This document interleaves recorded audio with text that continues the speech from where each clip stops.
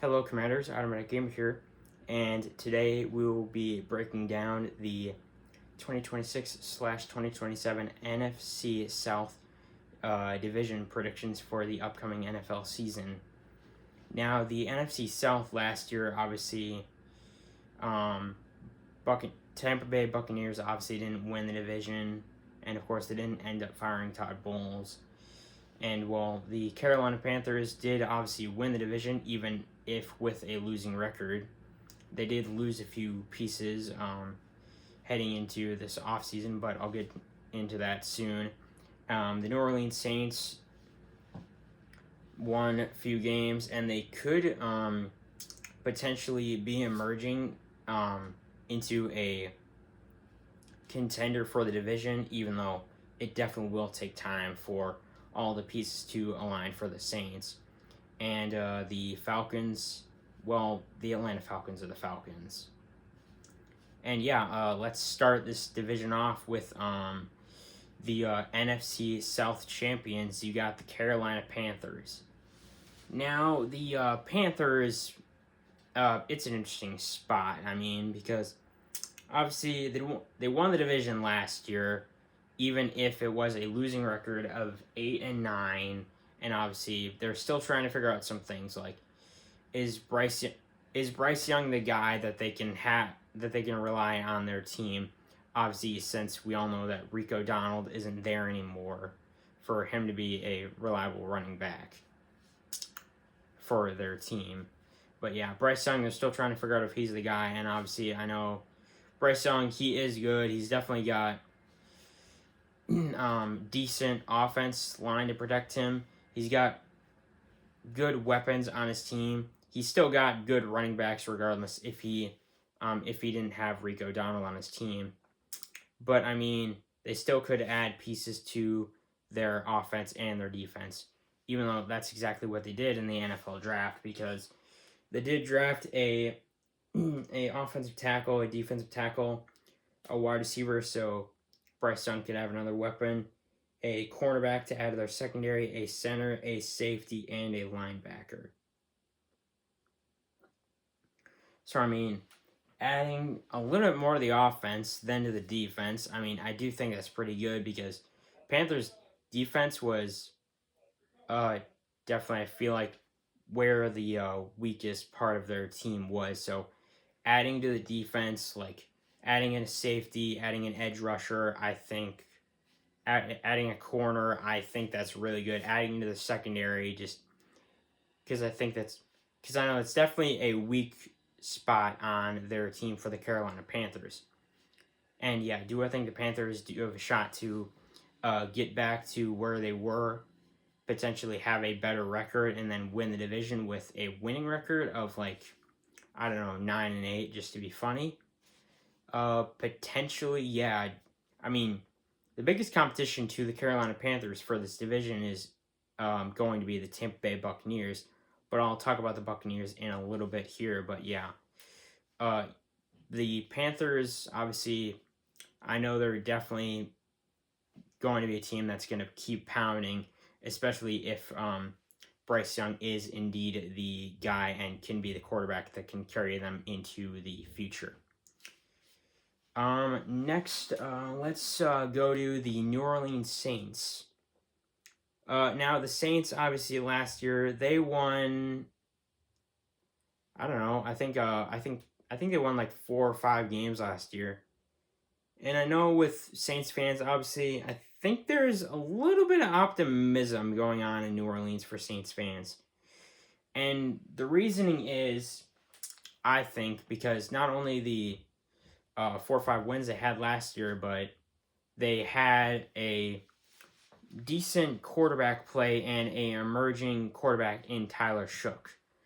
But yeah, the New Orleans Saints, obviously, Tyler Shook, Chris Olave, obviously a really good connection, so that's really good for them to see. But also, yeah, with them having a connection,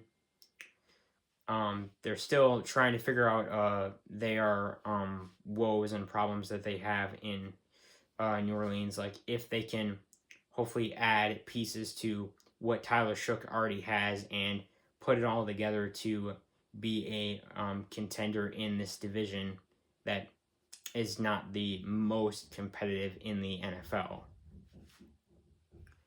But yeah, I mean, Saints, I think they just need to add a couple more pieces, and they can definitely be competing in this division because Saints obviously um, have a quarterback that is proving himself, trying to figure out if he's the correct one for their team. And obviously, you still got Chris Olave, which is really good wide receiver. I know the Saints have a decent put together run game, which is good, and defense could be better, yeah. But I mean, they did add some pieces to their defense and a little bit more to their offense to give Tyler Shook some more weapons and opportunity in the ground and passing game as well. Because they did give him, because they did give Tyler Shook. They drafted a wide receiver, a defensive tackle, a tight end, a offensive guard, a wide receiver, a safety, a kick returner, and a cornerback. So they added more to the offense and added another piece to their special teams and secondary, which I think that's really interesting that they added a piece to their special teams. But yeah, I do agree. Add more to that secondary and make it as effective and as good as you can because regardless on which side of the football is better, you always want to have a good secondary and a good defense on that side of the ball. But yeah, I mean, the Saints, like I said though, I think they just need to add like a couple more pieces, like maybe here and there, and then they can emerge as maybe being a contender for the division in a couple, like 2-3 years. They can definitely be a contender and compete for who would win this division out of the Buccaneers, the Panthers, the Saints, and the Falcons. And speaking of the Falcons, yeah, let's go to the Atlanta Falcons. And, well, the Falcons, I don't really... Well, okay, fine, I'm going to say this. The Atlanta Falcons are the Atlanta Falcons. And, well, got rid of Kirk Cousins and then sent him off to the Las Vegas Raiders. And then, well, brought in Tua Tagovailoa to go with and up against Michael Penix Jr., who is injured. But Tua is also did get hurt, which I don't know if I'm surprised there, but yeah, both of them are hurt. I imagine who would get the starting job would definitely be Tua. I mean, regardless on what the injury is, if he's back up now or not. But I do think Tua would get the starting job regardless out of the two quarterbacks. And also, I mean, Falcons, they do have a couple weapons on their team, obviously. Because they do have a really good running back in Bijan Robinson and really good wide receiver in Drake London. So that's really good having two weapons on the offensive side of the ball. But also saying goodbye and firing Raheem Morris and also bringing in head coach Kevin Stefanski from the Cleveland Browns, which that I think could be definitely an interesting move and could potentially be an upgrade to move the Falcons from where they are into actually finding a quarterback and being stuck where they are and to move into the future of the NFL and then figure out their place in the division or just the entire league in general and not be like, okay, it's the Atlanta Falcons. We're not going to be like an unknown team and we're trying to figure out everything on our team and organization. But yeah, the Falcons, I mean, on top of getting Tua and also acquiring new head coach Kevin Stefanski, they did also acquire. They drafted, I think, pretty good or decently in the NFL because they drafted a cornerback, a wide receiver, a linebacker, a defensive tackle, another linebacker, and an offensive tackle. So they added a mixture on the offense and defense to give, I think, most likely Tua is going to get the starting job. So I would say to give Tua as much protection as he can so he doesn't get another concussion, which I wouldn't be surprised if that happens, but I hope that doesn't to him. But yeah, giving him as much protection as they can, giving him another weapon, and also adding to the defense, adding to the secondary, which is always really, really good because if you saw with the Falcons last year, they didn't really win too many games last year. Like, offense is definitely not the greatest thing in the world. The defense, I think, secondary is an absolute mess. And the Falcons are just, I feel like they're just stuck in purgatory right now. Like, because they're doing everything in their power to just figure anything out. Like, figure what's the good head coach for us? What's our quarterback? What's our situation for our entire organization? So that's where the Atlanta Falcons sit. I mean, do I think they could improve? Yeah, they just need a lot on their team to just like go and inline and just put everything together. But I know that's going to take a lot of time, and I know Falcons fans are being like, yeah, we're stuck right now. And finally, let's move on to the Tampa Bay Buccaneers. My definitely either my dark horse team or one of my favorites in the NFL. So for the Buccaneers, obviously came in second place in the division last year, shockingly, winning to the Carolina Panthers in Week 18.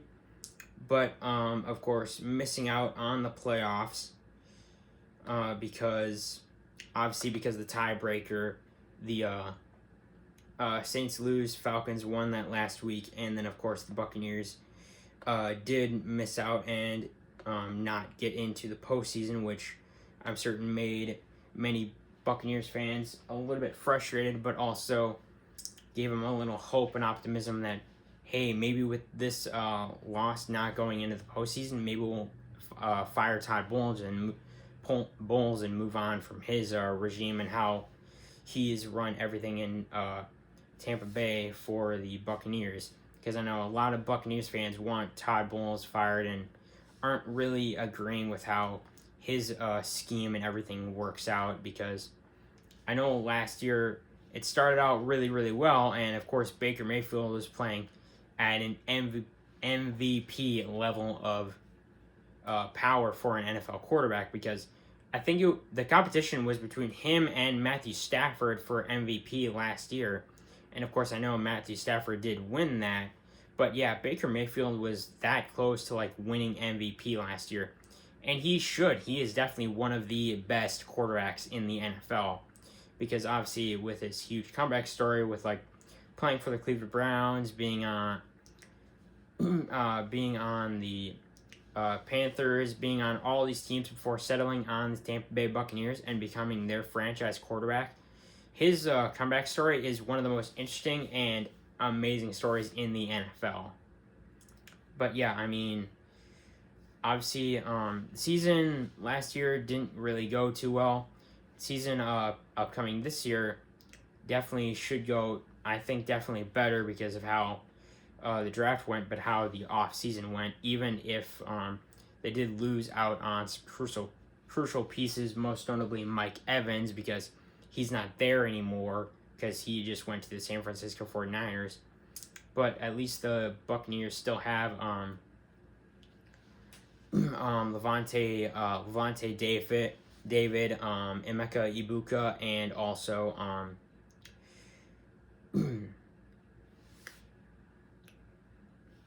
they still got huge amounts of their pieces, which is really good. And also on top of that, they drafted really well, and especially with their first pick, being the first round edge rusher, Ruben Bain Jr. in the first round. I really like that move. Like, you're adding to your defense, you're getting another really good edge rusher in the NFL, but also drafting a linebacker, another wide receiver, and then a defensive back end, a defensive tackle, offensive guard, and a tight end. To add to your offense, add to your defense, but also giving Baker Mayfield some protection, but giving him another tight end, but also giving your wide receivers and your running back some protection. So adding more wide receivers, so Ibuka can get more coverage, more yards, and also Bucky Irving can get more time on the ground, hopefully, and definitely be a running back that's definitely worthy for getting 1,000 yards, because Bucky Irving, he's really good, one of the best running backs in the NFL. But yeah, the Buccaneers, obviously, I know the one question they obviously have is Todd Bowles. Like, is this going to be a really good season, like where they're going to make the playoffs, or is it going to be a really bad season where we should just tank and then we should just do whatever we can to see if Todd Bowles gets fired? Because I feel like that's the question right now that Tampa Bay Buccaneers fans have. Like, should we be bad and fire Todd Bowles, or should we be really good and go ahead and try and win this division like we have been doing for the past couple seasons?